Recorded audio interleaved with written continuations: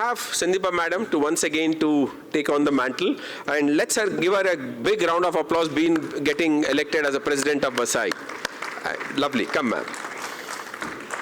And then Juan, please join us. Kshitij. Sure, whichever suits you. Yeah, you can take. Then Mukhilan, would like to join for a few minutes, or you want Suresh to come? Either way. Come Suresh sir. So good morning all. Nice to meet you again. So the topic of today's discussion again is soil. You can all come out of the stage, please. Raji, what I was suggesting to them was, yesterday they were not able to look at the presentation. Sure. So we will see their presentations and then we'll all call all them together. Thank you. Just quick, small thing, if you don't mind, if I get a call from ministry, then I have to rush to receiver. Hope you'll not mind if I go in between. No, not at all. Yeah, so we begin with the regenerative agriculture, which is a collaborative approach.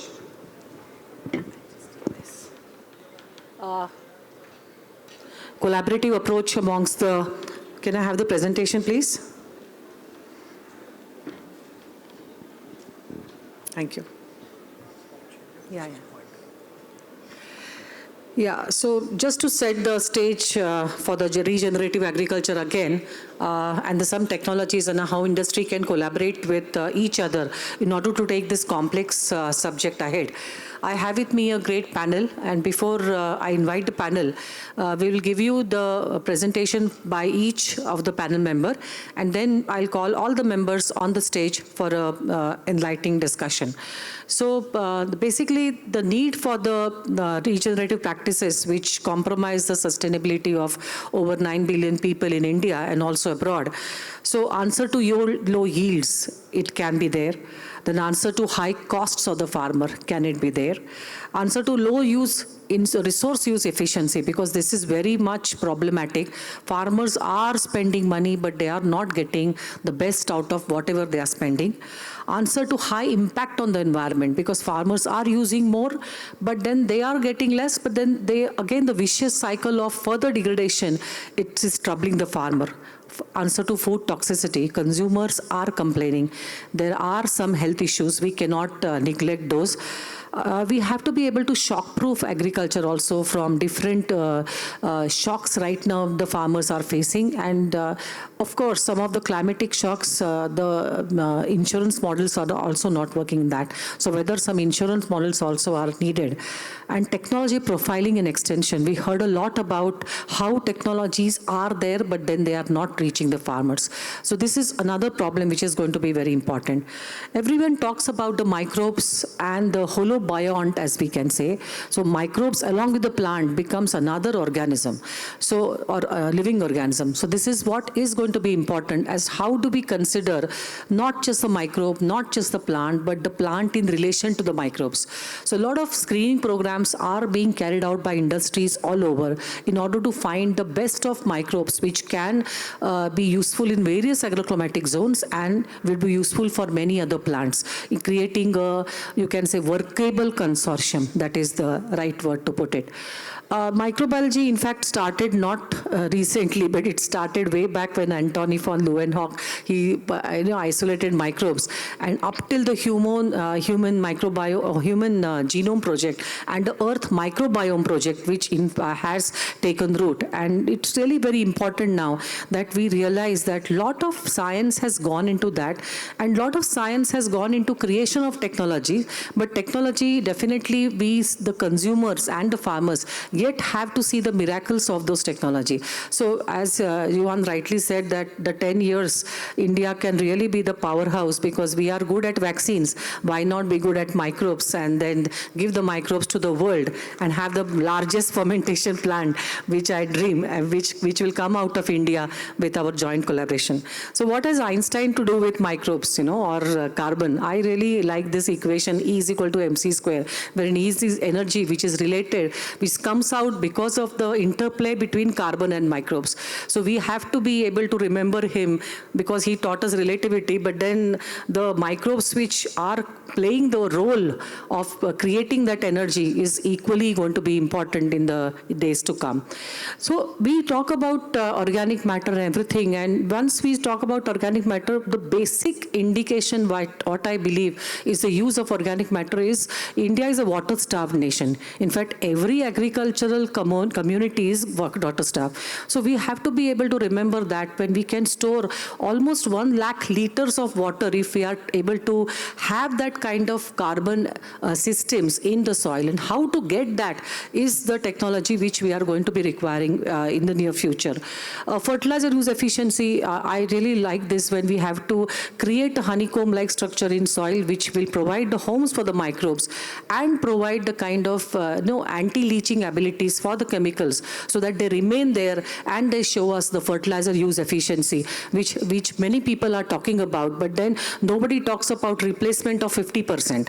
People have come up to replacement of 25%, but a day will come when we really can replace 50%. So this is what we have to be targeting, audacious goals, so that we create the technology to come up to those goals. A lot of regenerative technologies are there. We have to be able to talk about many, but right now we'll be restricting. I am very happy that we have the entire value chain over here, because it is always what happens is we just talk about many of the inputs and all other technologies which are useful for the farmer. But then if the farmer cultivates that, what is the access to the markets? We have a person from Sahyadri who is going to tell us about if farmer cultivates good things, how does he get good profits also? Because that is also going to be important. Otherwise, what may happen, we may reduce his cost, but then ultimately he also will be pushed to the wall, because if the costs are reduced, then again the price at which he is going to sell to the markets also is going to be reduced because of competition. So this must not happen. And what is it that we can impart quality in going ahead? That is going to be important. So regenerative agriculture is going to be able to provide us with many solutions for maintaining the cover crops. Nobody talks about that to a great extent. We just should not keep the soil bare, as Dr. Ram told us about today, that we have to be able to do a lot of things to cover up the soils, keep the roots intact in the soil so that soil is not broken. Tillage operations should be minimized, and then the regenerative practice miracles will unleash before us in the time to come. So this kind of long-term profitability we are thinking of, and it's not that it's a long-term job which regenerative agriculture is going to show us. The soil is very hungry. No matter how much organic carbon you are going to put inside, it's going to devour it. And India being a tropical country, we have to be able to double our efforts of putting the carbon in the soil. So this is going to be very important. This is a thing which I just would like all you to see, that people blame India about pesticides, but the pesticide load which is going into India to cultivate that kind of land is very less. But still we are complaining about the residues. So the reason being that the pattern of use is very much skewed. So if you see Brazil, right now KRK Reddy mentioned about Brazil. Brazil is using almost 10 times more pesticides for rather than us. If you see the percentage of pesticides which are used in Brazil. So we are not there, but then we can take a different path if we have to reach wherever everybody wishes to reach. So India, definitely we are much better than Africa with respect to pesticide use, but then we have to be able to now chalk out a different path. If at all we have to show the miracles of where we have to go. The FSSAI regulations show that it is not the food. I mean, we are still have to be, a lot of things have to be done to reduce the pesticide residues, but then our food is not as bad also. That is what I see. Again, I'll stop on this slide, which shows that we have the wherewithal to reduce the chemicals or optimize the use of chemicals with respect to the soil testing, with respect to use of biologicals. And at the dealer counter also, what is sold depends upon the farmer's toolbox. So farmer's toolbox can be taken up to 40%. I always say that if a farmer is spending 1 lakh rupees, 10,000 rupees should go to the soil testing and organic fertilizers. 10,000 rupees should go to the biofertilizers. 10,000 rupees, biostimulants should not be more than 10,000 rupees and 10,000 rupees for biocontrol. So this is what is important, and we have shown this on hundreds of farms of farmers who are cultivating grapes, pomegranate and high value crops, because that is where the education is. And I'm really happy to see that these people are now turning as influencers and showing the way to the cotton farmers and the soybean farmers who are trying to listen to them because they have shown the results on their feeds. So with this slide I stop, and then I'll call my distinguished panel. I'll call first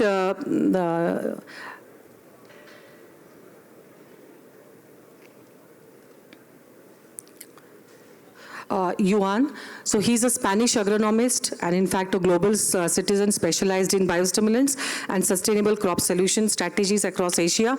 He has lived in Spain, Russia, and is in fact a global citizen. Currently he's leading Veganic's nature operations in Asia Pacific, working closely with the farmers over there. And previously Juan was head at APAC, Rovensal Next, and also a biosolutions company. Regan, it is a topic Juan follows with great interest over the years. So welcome. I believe you have a presentation you can make in 5 minutes, or and then we can start.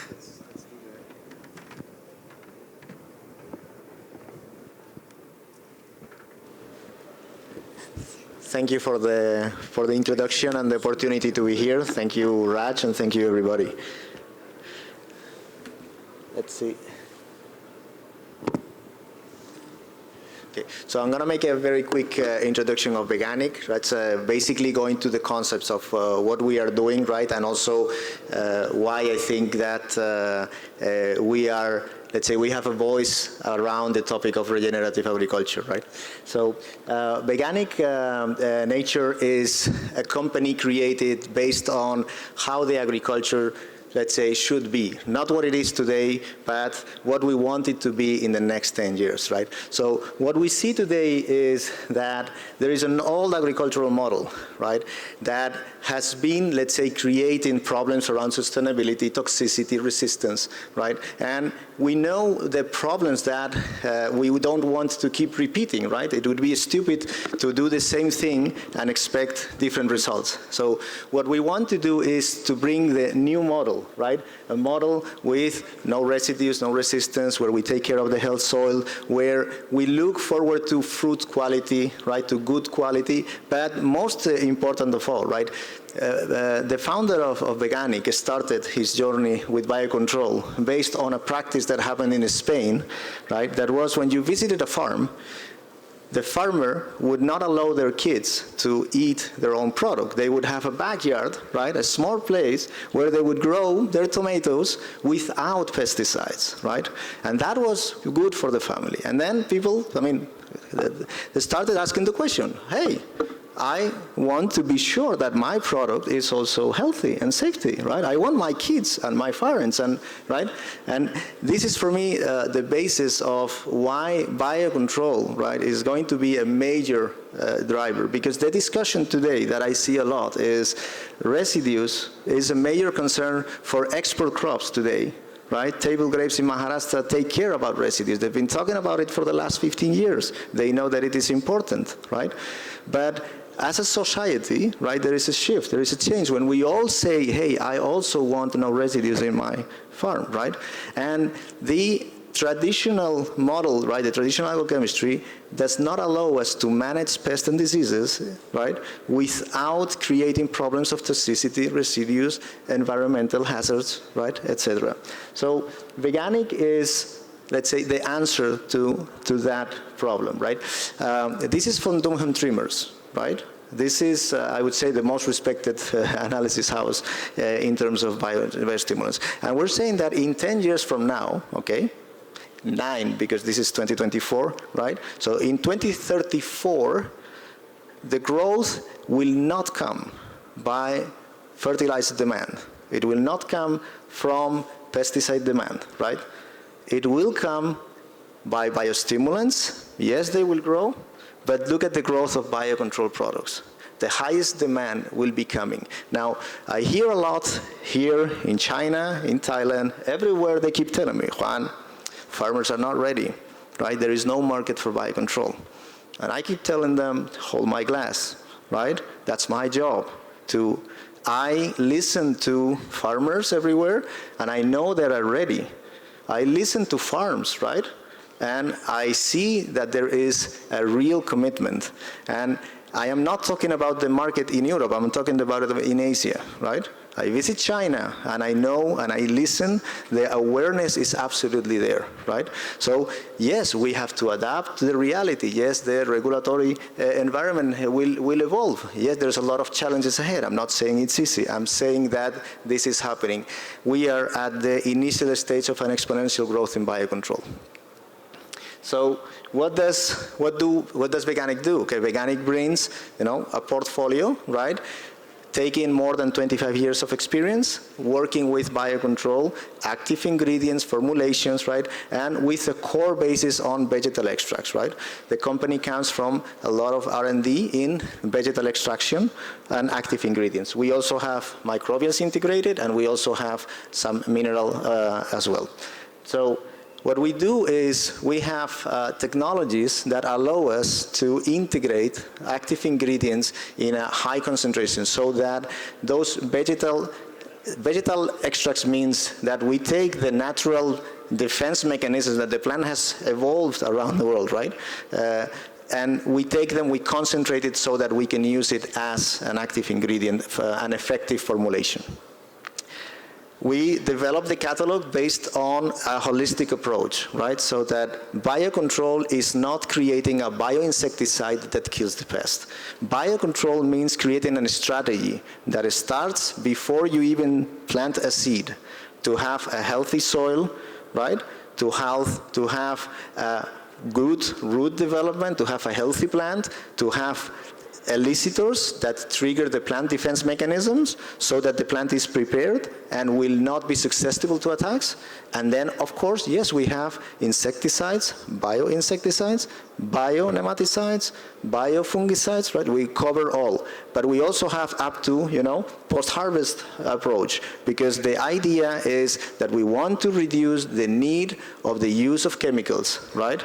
Bring in formulations that are effective, right? And that can allow us to control pests and diseases in the best efficient way. So I'm going to go quickly because I don't want to overextend myself. Yes, we have a broad portfolio, right, with this basis. We work with 4 different lines mainly: biostimulants, biofungicides, and bioinsecticides, right? And we have also the microbials around it as well.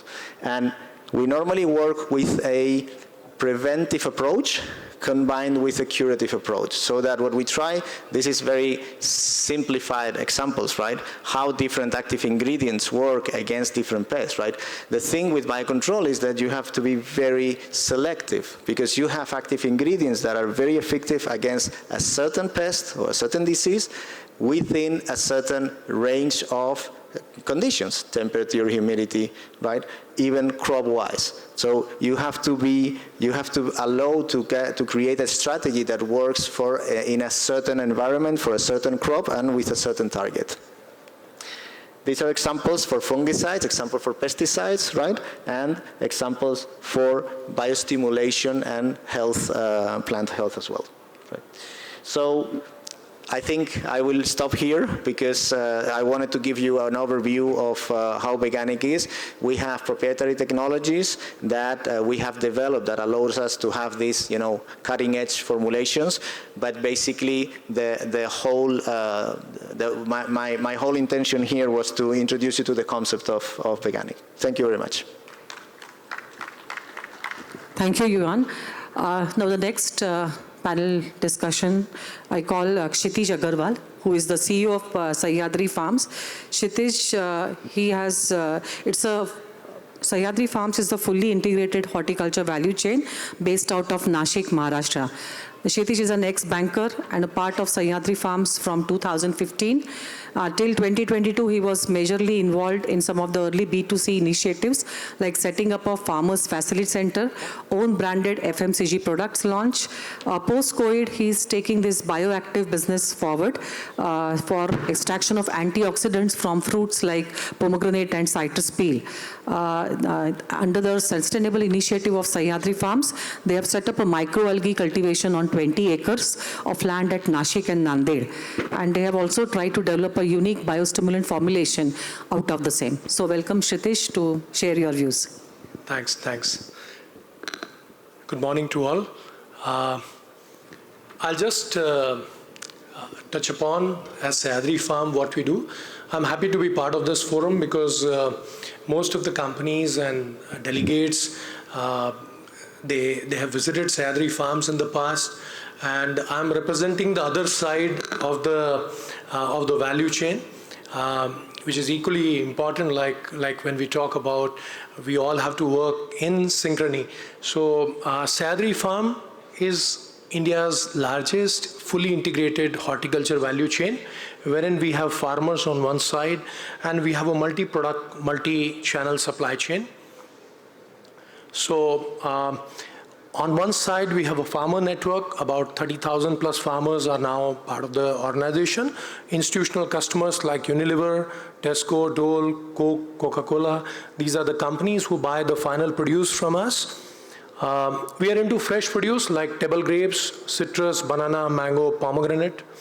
And we convert each produce in all form without wasting any part of the fruit. So aseptic form, concentrated, IQF. Then we do Kisan ketchup, jam manufacturing for India's requirements. So 50% of the India's requirement, domestic requirement, is fulfilled from this facility. And complete, like right from crop agronomy to final produce reaching the end consumer, everything is on a full traceability platform. So as a summary, like we are 25,000 plus farmers, numbers are ever growing, and 40,000 plus acres of land under cultivation with our farmers. We process almost 3,000 metric tons of fruits, different fruits. These are our core crops, wherein we do end-to-end, right from tissue culture or a nursery, planting material, to finally selling the produce in global market. These are pre-harvest initiatives what Sahyadri takes, like this is our core, this is our backbone. We have been doing this consistently, repeating it for last 30 years, and then selling the produce for global distribution network and wholesale channel. Now, some of the things which are of interest to this forum, like what we do on the farm practice side. So under our Farmer Facility Center, we have a soil testing, water testing facility, we do leaf analysis, we do pesticide residue analysis before our export.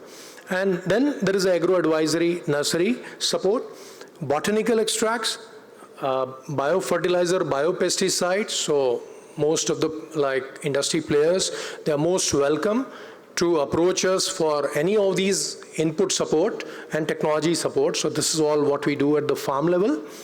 And towards the regenerative agriculture practice, which is a topic for our panel, I must say that this is not just for namesake, this is an industry mandate. So with Unilever, when we work, it is now part of Unilever's global mandate. They approached us, they want to implement regenerative agriculture practice. We have already implemented with 1,100 plus farmers for tomatoes across more than 750 hectares. Wherein we worked on all these aspects, reducing the nitrogen levels, and all the aspects of regenerative agriculture practice are practically implemented over there, right? And this is the way forward for each of the buyer, like I'm talking about Coca-Cola or any other large corporate. This is a mandate from them, and they have to move towards this. And at ground level, we are implementing it. So we are your implementing partners at the ground level. Towards the sustainability initiative, we did our bit. So we don't waste a single part of any fruit or vegetable. So whatever is a solid biomass, we have a tannins extraction plant. We have a world-class extraction plant wherein we are extracting from pomegranate peel, we are extracting tannins, which is going to nutraceutical industries and cosmetic industry. Same way the liquid waste, the liquid part, which is coming from our processing plant, it is high in all the nutrients. So we, like wastewater treatment was the biggest challenge for any industry, and the conventional ETP treatment releases like harmful gases, and it's not sustainable. So to make the whole model sustainable, this whole project is live, wherein industry people can come and visit. So what we do over there, like our water streams, which are high in sugar, starch, NPKs, are assimilated by carefully selected algae species. So on the microalgae side, we have a species like Chlorella vulgaris and a consortium which assimilates all the nutrients. And the CO2 sequestration is also happening, and mainly oxygen is getting released. I don't need to share with you this, like how the microalgae is important for soil microbiome. So like for our soil microbiome, it needs food. So every like to run the biology properly, you need all the components. And being one of the most primitive organism on planet Earth, there is nothing better than a microalgae. So we scaled up. We did our research for last 4 years, and after successful trials and results, we scaled up this facility. So 25,000 liter per day is what we have a production capacity for microalgae, wherein we are achieving our sustainability goals for carbon CO2 capture and complete circularity. This is a picture of an open pond, wherein with the filtration plant, we are able to move the affluent or biogas effluent finally as a treated water which can go back to agriculture.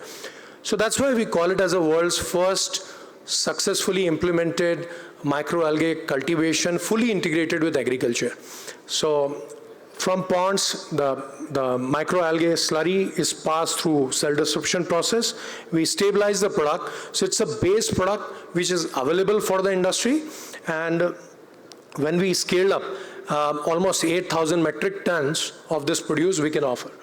We have completed the mandatory requirements. So we did university trial of this product, the toxicology studies, and finally it has been filed for G certification. We looked at the phyto profile, the bioactive profile.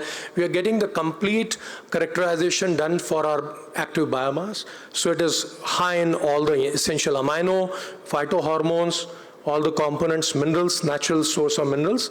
That's why it is world's first sustainable and circular microalgal biostimulant fully integrated with agriculture. These are some of the slides for university trial that I'll share with you personally when we meet and you visit Sahyadri Farms. Can you play the video?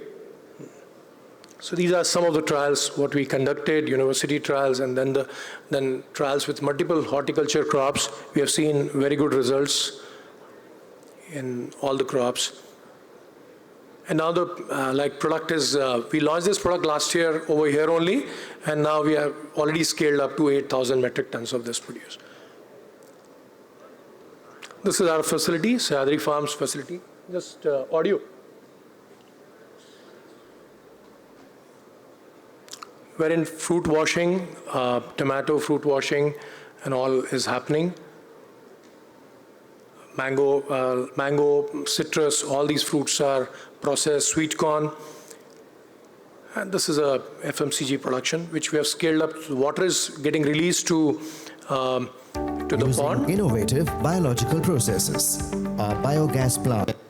Effective waste management is a major challenge for agro-processing industries worldwide. At Sahyadri Farms, we process 3,000 metric tons of fruits and vegetables daily, generating large volumes of solid biomass and processed water.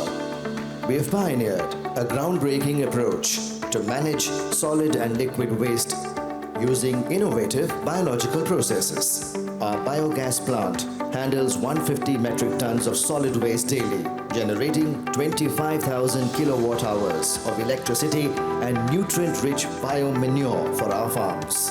The nutrient-rich water discharge serves as feed for our microalgae cultivation.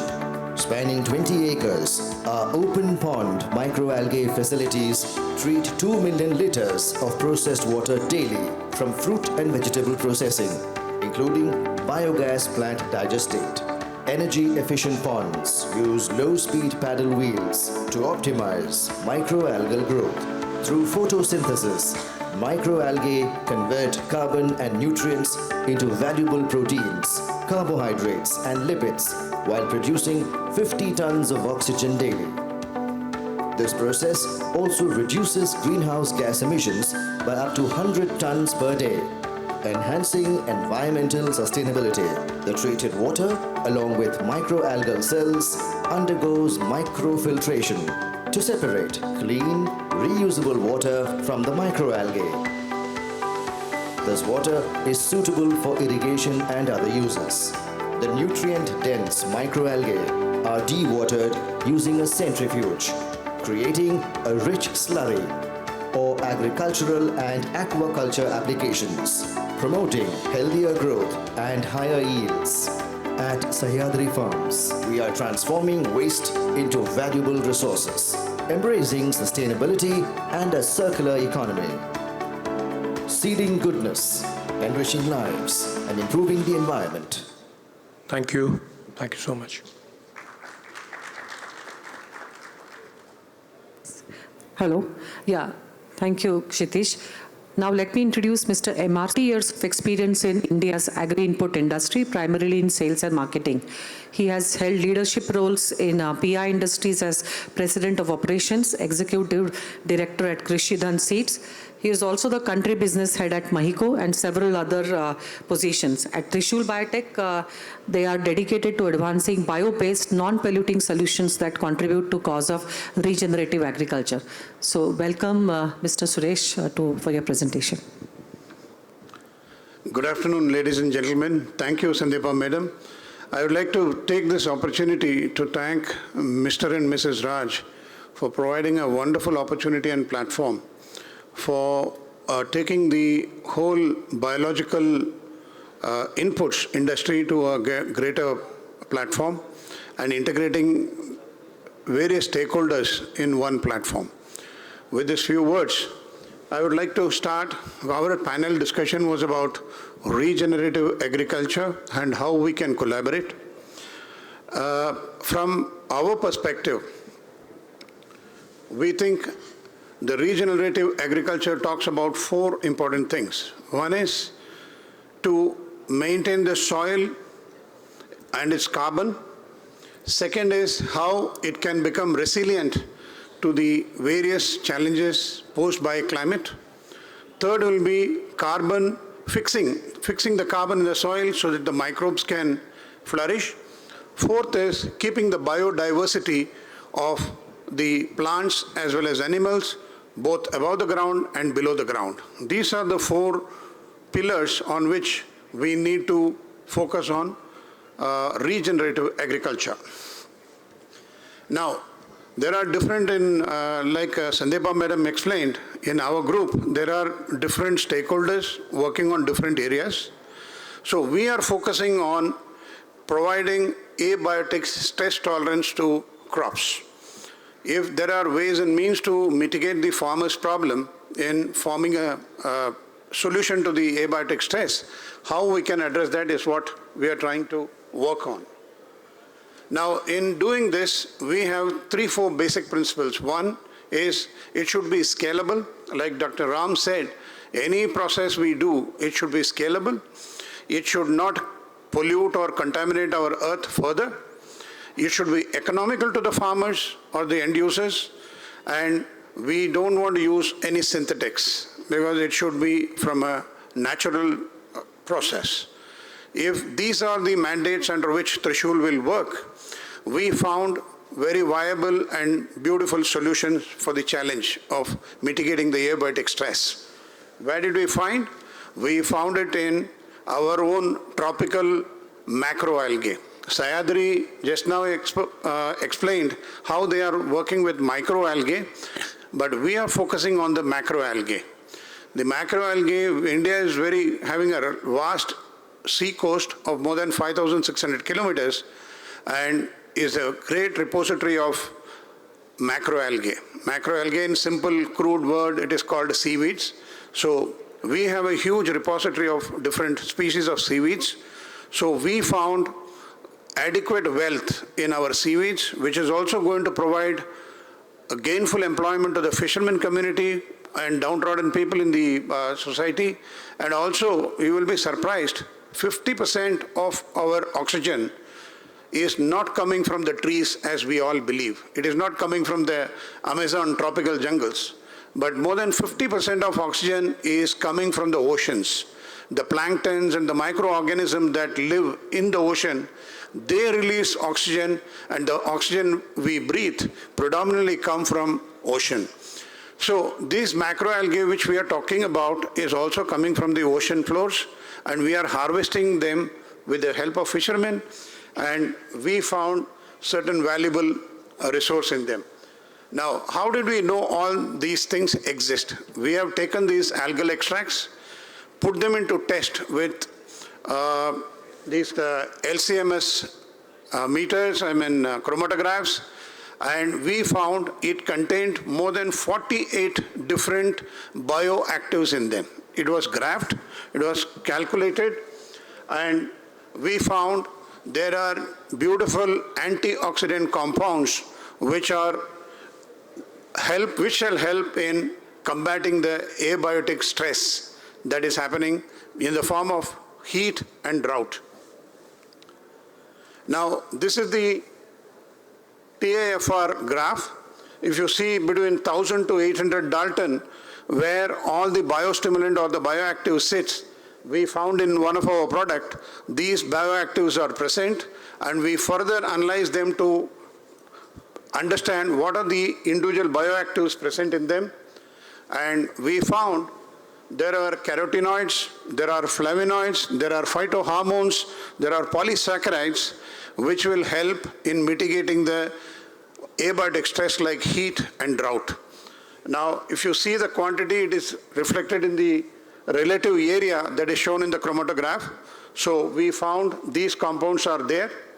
And further, to validate the efficacy in the field, when we put it out in the field, on chilies in Pune, we used modern meters and equipments to understand how these components work on the plant. Like, we assess the rate of photosynthesis, the rate of addition of chlorophyll content, and the reduction of the temperature in the microclimate under the plant canopy. All these things will indicate to us whether the plant really having the capacity to fight the abiotic stress or not. And to our happy thing, when we use these metrics, you see the results. When we artificially applied water stress on the plant by not applying water for 2 weeks, when we did the same reading, when our product was applied, you see the stress was mitigated to the extent the crops still produce chlorophyll and other activity by anywhere between 10 to 27%, which enhance the capacity to withstand the stress. This is the findings in our lab. Now, without taking much time, what we would like to emphasize is we are working with the natural resource macroalgae, which is regeneratable, which is scalable, and this product is very economically available within the country. We need not have to depend on any imports from any other country. It supports our Atmanirbhar scheme also. And in fact, to all the delegates for this program, we have given a sample of our product so that people can test it and use it. And we would like to collaborate with similar minds and take our country to greater prosperity. Thank you very much. Thank you. I just call you onto the stage. Yeah. Yeah. As you can see, wherein the industries can collaborate so that they can benefit the farmer, also on the left and right. Yeah. Thanks. I think as I already covered, this is a mandate from most of the global buyers. And Sahyadri Farms, in our agro processing, we are working with some of the leading names in the world. We are in citrus processing, wherein we are supplying to companies like Coca-Cola. They have a mandate. Similarly, Unilever has a mandate. So because the mandate is there, we have an integrated farmer base, wherein farmers are shareholder in the company. So execution and implementation of the practice is possible. Otherwise, we are a land like wherein a lot of farmers are working in silos, wherein with the value chain concept, we are able to implement what is required by the industry. So this is already happening, and I request all industry players to approach Sahyadri for any kind of implementation at the ground level. We are more than happy to take it forward. So Sahyadri is an FPO, isn't it? So that it is formed by many farmers. So government has a mandate to have 10,000 plus FPOs. But I mean, while there are some definitely good examples, it has not taken root to the extent is needed. Because if the land holding is less, then there has to be an aggregation with respect to FPOs. So what do you feel that, how can you create 100 Sahyadris in India? So what in a small way we have done, we have a 120-acre campus at Sahyadri Farms. We have a full-fledged skilling center along with Tata Group. So it is first rural skill development center within our campus, wherein more and more FPOs are getting incubated. They are coming from different parts of the country, different states. And same way, we have a agri-tech and a food tech incubation space along with TCS within the campus. So with these 2-3 initiatives, we are supporting most of the FPOs and supporting in this mandate of 10,000 FPOs,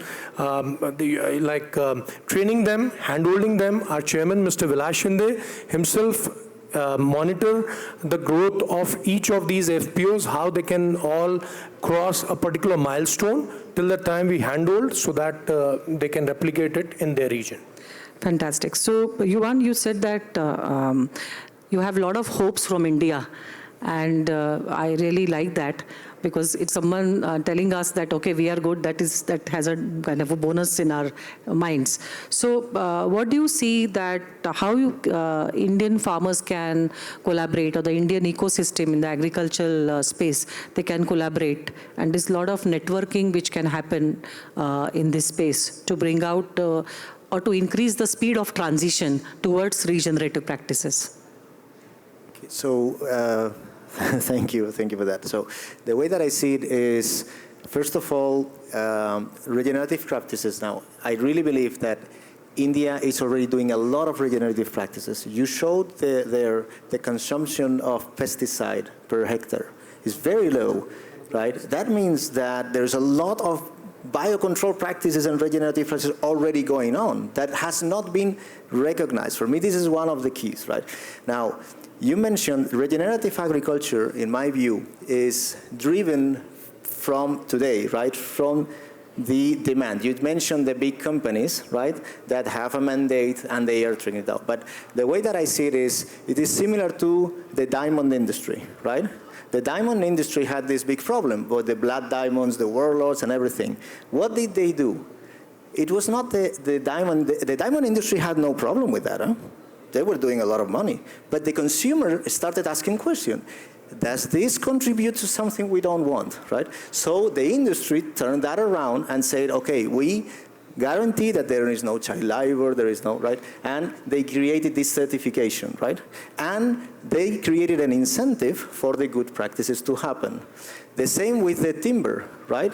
This rainforest certification and all that, so that you create an incentive. One of the things about regenerative agriculture that we cannot expect is farmers to bear the load of all these practices, right? Some of these require some additional investments. Now, additional investment that have to have some recognition. Now, these companies like Coca-Cola, like Pepsi, a lot of these companies, they are willing to play an additional, right?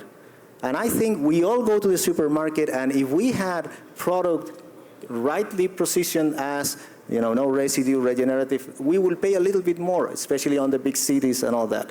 So when you mention about the FPOs, and when they tell me that, you know, it's very difficult and these things are not going to be adopted, I consider it the other side. Because if the FPOs, right, the farmers see that investing in regenerative practices will be recognized by the consumers, then that's when the collaborations comes. Now, we as an industry have to play a part, right, to get together, right, to bring the tools so that the farmers can, let's say, have regenerative practices. And there is an integration, and you're a very good example of that with the strategy farmers, that their integration has to come from the level, right, of that all of this collaboration brings value to every single one of us. But not for the industry itself, but for the farmer, for the industry, and for the final consumer. That's the way that I see that regenerative agriculture should, let's say, there is a lot of efforts already going on. Let me use a very simple example, right? Azadirachtin, right, is massively consumed in India, right? Though it is not labeled or consumed or promoted as a real, right? Now, you ask Certis, right, about azadirachtin in the United States or in Europe. It's a premium product, right? It's positioned because it's right. The message is, yes, this is the right kind of products that help you. So I think that there is a turnaround. That's why I see the potential of India to realize that a lot of things that are doing, right, have a huge value in this context. And this is a massive trend around the world. So there's going to change, let's say, inside, but also the change is going to be spreading outside of India because no other country has this extensive history of using regenerative practices, right? Maybe that has not been realized or has not been put in value in a certain extent. So great answer, introspection. I like that, as a direct in a pride of India. So, in fact, we should be introspecting a lot when we hear such things. One more thing is you mentioned about the fair price for the farmers. So that is, in fact, a consumer-driven approach also is going to be important in days to come. So residue-free, regenerative label, these are the things which have to be thought about by the industry, by the government, for the consumers also, because we see that FSSAI is trying to promote, reduction of residues in food, but then having a label definitely will improve the uptake and drawback to the farmers with respect to practicing these regenerative practices. India does a lot in spice, isn't it? And we see that there is a lot of problem with respect to the residues in spice or tea. So we are aware about what happens when we export, but then for the domestic consumer. So this is going to be very important. You mentioned about macroalgae cultivation and how it is helping the fishermen in Tamil Nadu or around our coast. So that also is a very important aspect when it comes to, giving the kind of incentivization to these fishermen. Have these fishermen stopped fishing and converted to, cultivation of macroalgae? No, not at all. The fishermen also have their own stress, the seasonal variation. Sometimes they are not able to go to the oceans because of the bad weather. So they need a sustainable income throughout the year. And second problem for the fishermen is their women folk are not fully employed. In seaweed extract cultivation, the seaweed is brought from the ocean and they are dried before it can be moved back to the plant. So in the process of drying and segregating, more than 50% of the labor involved is fishermen women. So it gives legitimate income to the family and a holistic income to the fishermen community, which is one of the most poorest community in the country. So that way it brings the whole ecosystem into play, and it brings a lot more money back into the ecosystem of that particular people. Second thing I want to talk about, the azadirachtin example. India is torn between value creation and economies. The government is always looking at mass and economized rates, but the entrepreneurs or the researchers always want value. So there is going to be always a trade-off between the value creation and making the product available to the masses. So Indian economy has been more socialistic than capitalistic in the past. So there is going to be a conflict between value creation and making it available as a mass product. So we are always in conflict with this. So there is no clear path now. But farmers today, what I see in the farmer's mind is, if you see the result, if he sees the result, he is ready to give value for the product. The resistance of yesteryears have gone now. You know, I can give some examples in the pesticide like carrageenan, or there are a couple of products.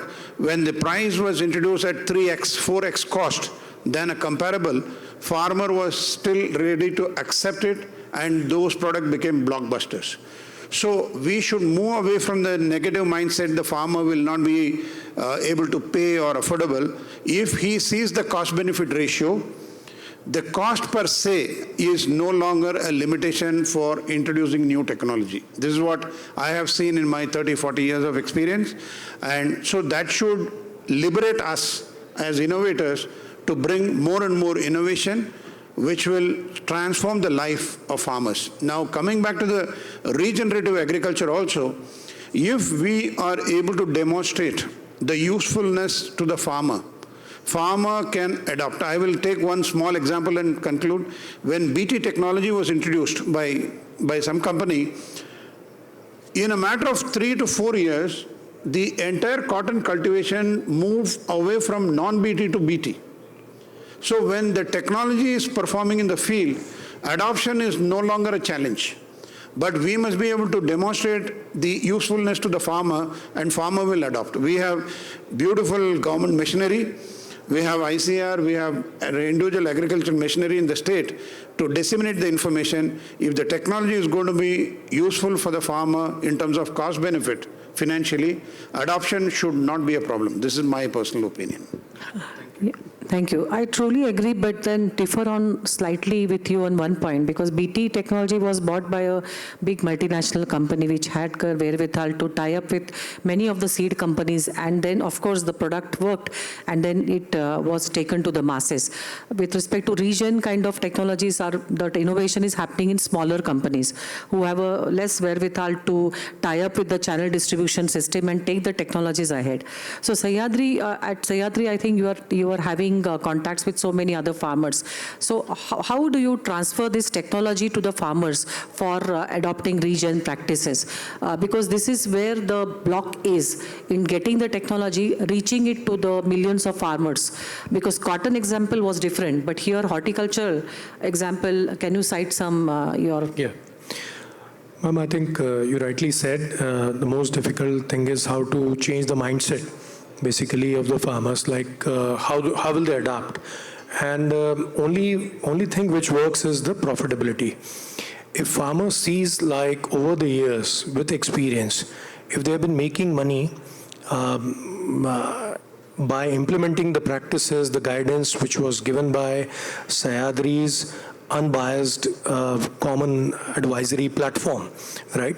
Then, and when farmer sees the value coming out of it, in terms of what realization he's making. I saw your slide wherein you mentioned about like grapes, how much they are making per acre, or pomegranate, and how we can increase the ratio of biofertilizers or microbes and all that.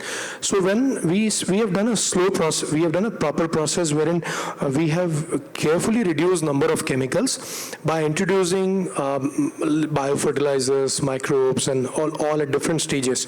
Show them the result. When they see that the product has passed, the residue limits are within control for EU norms, and its product is going to Germany. So instead of 40 rupees what you showed, like for grapes, our farmers this year got more than 100 rupees as an average rate for exports, right? And some of the varieties even got more than 200 rupees. So when they see the money speaks in itself, like 200 rupees a kg realization versus 40 rupees a kg realization for a domestic crop, makes a hell lot of difference for them to adopt what we are talking. Great. Juan, coming to you, you said that AI is now going to be the next tool to really for the farmers to adopt new technologies. They are not going to be totally dependent on the machinery either of the industry or of the government also. So do you believe that India is good in software? Definitely we are exporting a lot of software products. So this kind of biotechnology and AI, can speed up the transition to regen practices? Absolutely. I mean, first of all, for me, AI is basically a commoditization of the knowledge, right? Knowledge was managed and controlled, right, by certain means, right? So the farmer would listen to the word of someone, and that would be his input, right? It was very difficult for him. Now, yes, internet changed the access and everything, mobile phones, but AI will actually bring deep knowledge directly to everyone, right? And that means that the importance, right, is going to, or the massive access. Now, India has an access to information already. So everyone has access. Internet is cheap, accessible to everybody. That's not everywhere. Huh? So the mean is that having access to knowledge will give a lot of tools, right, to evaluate. One of the things that, for example, a lot of agrochemicals have an effect on the photosynthetic activities, right, of the plant. That means that you are reducing the yield by applying certain agrochemicals. Of course, the big companies selling these agrochemicals are not going to talk about it, but they're going to sell you this amino acid product to use it with it. Just use it because it's good, right? And they know the effect, they don't talk about it, but they have a position, right?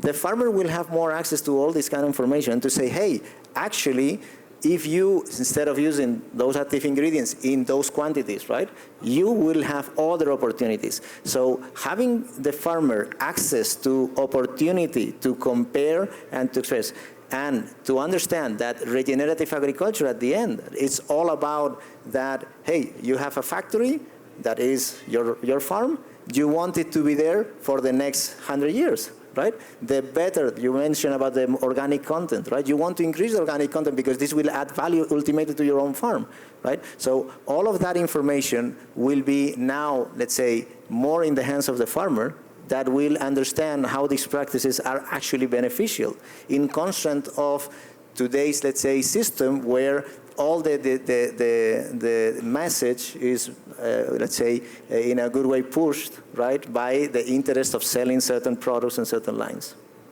True, very much. Would you like to have any question? Okay, we'll just take one question and end the session.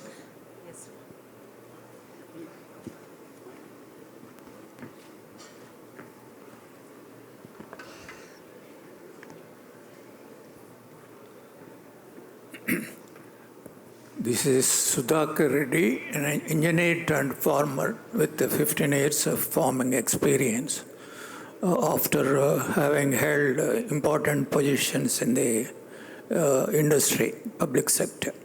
Now, coming to the farming side, I notice the bioeconomy in every aspect of farming is least regarded. Only bioeconomy is thought over. More so when you think of regenerative agriculture, all aspects of reduction, repurpose, and then maintaining the whole thing. Like, for instance, you have seaweed. Seaweed will do two things, see, by following this bioeconomy. I'm sorry, I'm not lecturing here. This is what it is in the spirit when you go into the fields. When you have alternative wetting and drying is in paddy, the seaweed plays a role by reducing the water. In the sense, more so in the face of this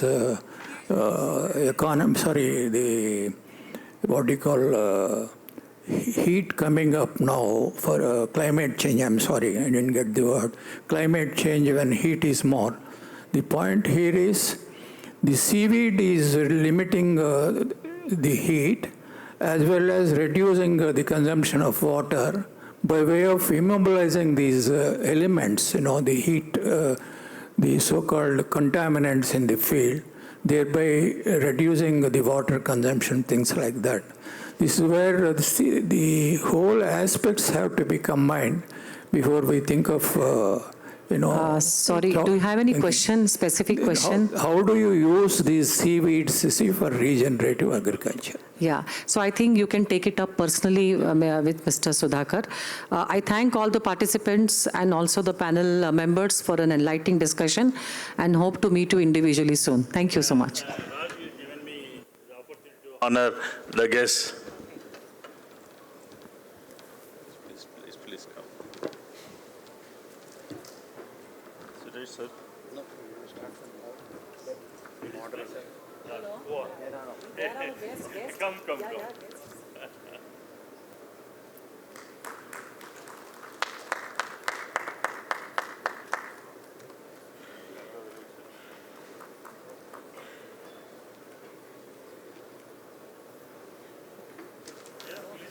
Sandeepa.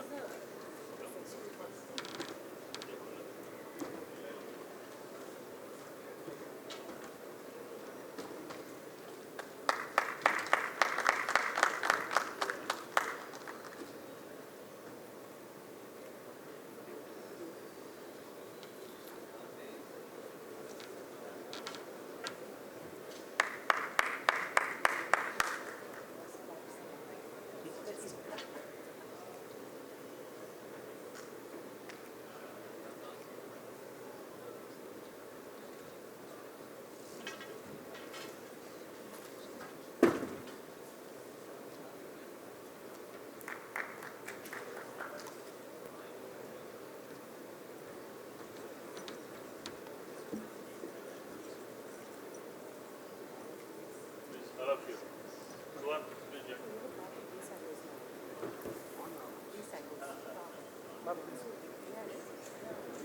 Please.